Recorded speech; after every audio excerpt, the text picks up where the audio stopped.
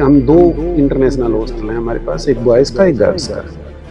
उसमें international students हैं, उसके साथ हम थोड़ा सा ये कर रहे हैं कि जो स्टूडेंट्स हरियाणा से दूसरी स्टेट्स के, और बच्चों से अनुरोध है कि इससे जो है सभी विश्वविद्यालय की गिरती है, नैरेटिव मत सेट करो इस तरह का। बाकी जो बच्चे स्ट्राइक में पार्टिसिपेट कर रहे हैं, हो अल्लाह कर रहे हैं, बिना कारणवश हॉस्टल में है, तो उनको घर जाना चाहिए। ये उनके भी हित में है, उनके पेरेंट्स के भी हित में है। कुछ छात्र इसी कारण से जो है डटे हुए हैं कि आज एग्जाम होगा, कल एग्जाम होगा, ऐसा नहीं होगा। एग्जाम को एक रिशिड्यूल की कोई संभावना बनती है तो उसमें वक्त लगेगा।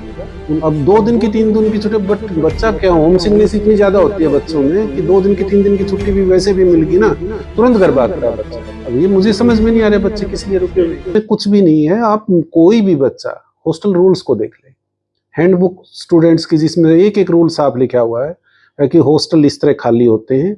और ये जो है ना स्टे बैक का है, एक मतलब कल एक वीडियो वायरल हो रहा था, उसके हमने इंक्वायर किया गया तो वो लड़की ओवर स्टे कर रही है, जैसे हमारे DSW के ऑफिस से हमें पता लग गया। उसकी परमिशन ही 25 तारीख तक थी, वो ओवर स्टे कर रही है और हल्ला कर रही है। तो फिर भी जो है नैरेटिव जो सेट किया जा रहा है ये अच्छा नहीं है। फिर भी हम कोशिश कर रहे हैं कि हम 2 इंटरनेशनल हॉस्टल हैं हमारे पास, एक बॉयज़ का एक गर्ल्स का।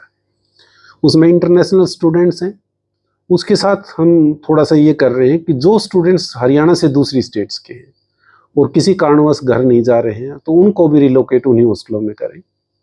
और फिर तीसरी बात आती है कि वो बच्चे जो जिनका कोई एकेडमिक कार्य इतना हाईली प्रेसिंग है कि उनको हॉस्टल की ज़रूरत है स्टे बैक करना, उनको भी रिलोकेट करके इन 2 इंटरनेशनल हॉस्टल में कर दें और वो मेस की सुविधा उनको उपलब्ध करा दी जाएगी।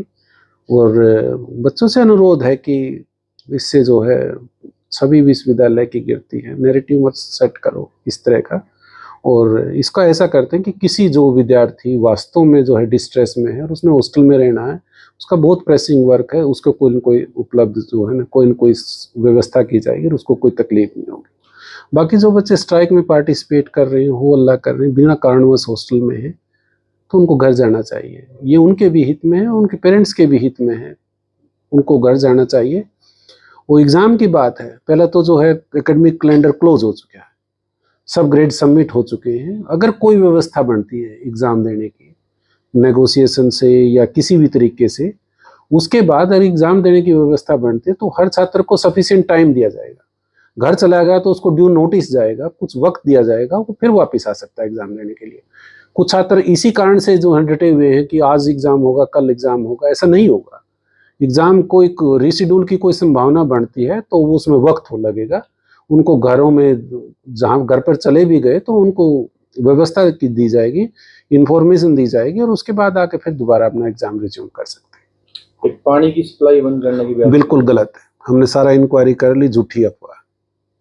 तो सर ये जो एकेडमिक सेशन आपने कहा कि ये क्लोज हुआ, अब ये नया सेशन शुरू होने में ये कितना गैप रहता है? जुलाई का पूरा मंथ है हमारे पास। तो ये मान सकते हैं कि 1 महीने का जो पीरियड है ये बच्चे घर ही जाते हैं? घर ही जाते हैं, कौन जाता है? बच्चों का तो ऐसा होता है कि हम भी तो इसी दौर से गुजरे हैं।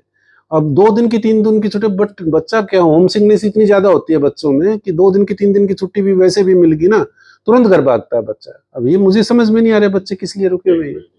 होम सिकनेस बच्चों में जो है ना, खासकर गर्ल्स स्टूडेंट में होम सिकनेस इतनी होती है, वो तुरंत भाग 1 महीने के लिए क्यों रुके हुए हैं? अगर आपका कोई काम नहीं है, कोई एकेडमिक प्रेसिंग नीड नहीं है, और जो थोड़ी बहुत हल्की फुल्की नीड है, वहाँ भी हमारे डीन PGS थे, डीन कॉलेज ऑफ एग्रीकल्चर थे, उन्होंने कहा कि आपका अगर रिसर्च का कोई छोटा मोटा वर्क है तो वो एडवाइजर, जो आपका मेजर एडवाइजर है, वो उसको फैसिलिटेट करेगा, किसी न किसी की कोई व्यवस्था हो जाएगी, आपको उसकी भी चिंता करने की जरूरत नहीं। शुक्रिया।